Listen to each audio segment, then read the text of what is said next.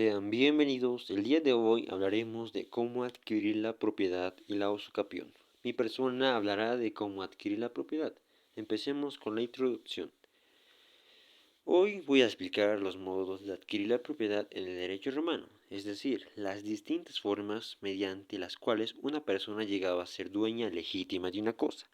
Los romanos distinguían dos grandes grupos, los modos por derecho natural y los modos por derecho civil. Empecemos con los modos por derecho natural. Estos modos se consideraban comunes a todos los pueblos y no exigían ser ciudadano romano.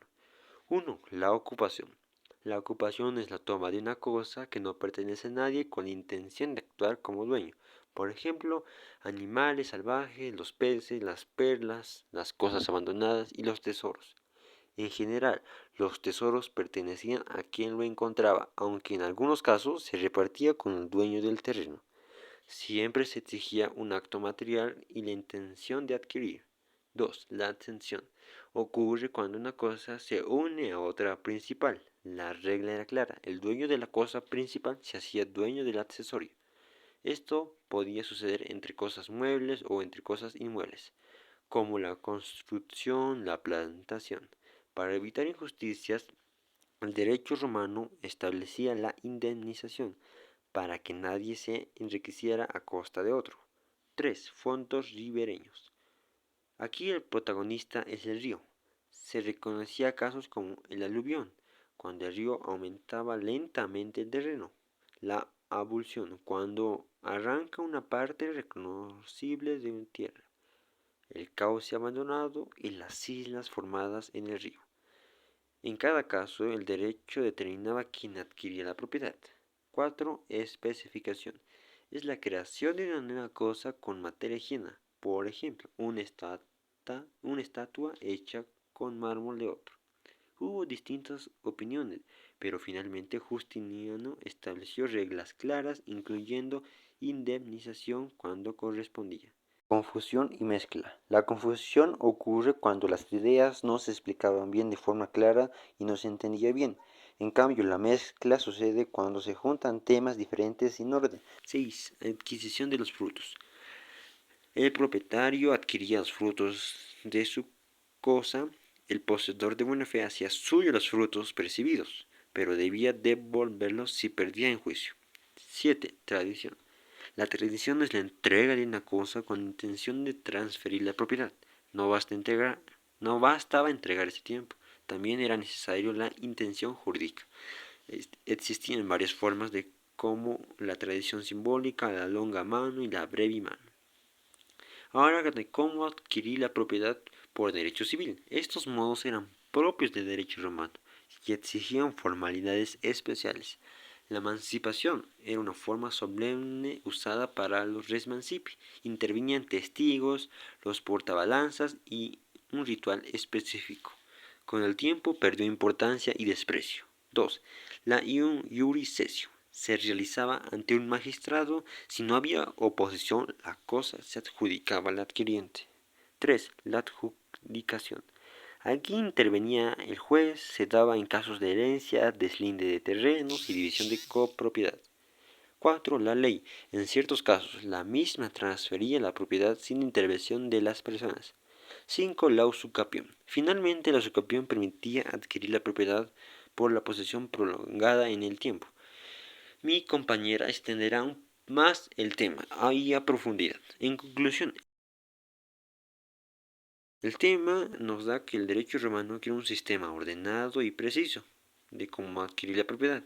Muchas de estas ideas siguen presentes hoy en el derecho civil moderno. Continuando con la exposición, ¿qué es la usucapión? La usucapión es una forma de convertirse en dueño de una cosa cuando una persona la posee durante cierto tiempo, cumpliendo los requisitos que establece la ley. Es decir, si alguien tiene una cosa como si fuera suya durante varios años y de buena manera, el derecho romano podría reconocerlo como propietario. Para que sirva la usucapión. La usucapión servía para dar la seguridad. Antes era muy difícil demostrar quién era el verdadero dueño de una cosa, porque no había documentos como ahora. Entonces, el derecho romano protegía a la persona que realmente usaba y cuidaba el bien para evitar problemas y conflictos. La usucapión en los primeros tiempos. En un inicio solo se pedían dos cosas: que la persona posee la cosa, que pase el tiempo. Luego, con las 12 tablas, se prohibió la usucapión de cosas robadas o tomadas con violencia. Requisitos de la usucapión. Con el tiempo, la usucapión se volvió más completa y se exigieron varios requisitos. La posesión. La persona debía tener cosa de forma continua sin abandonarla. El tiempo: 1 año para cosas muebles, 2 años para cosas inmuebles.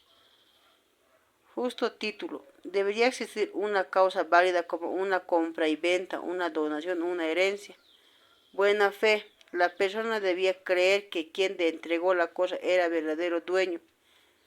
Unión de posesiones. Si una persona moría, su heredero podía sumar el tiempo de posesión del fallecido para complementar el plazo necesario y así su usufructuar. Casos especiales. Distinguieron algunas cosas especiales como la usucapión pro herede para evitar que la herencia quedara sin dueño. La usurreciptio, que permitió al antiguo dueño recuperar su bien poseyéndolo nuevamente durante cierto tiempo. La prescripción de largo tiempo.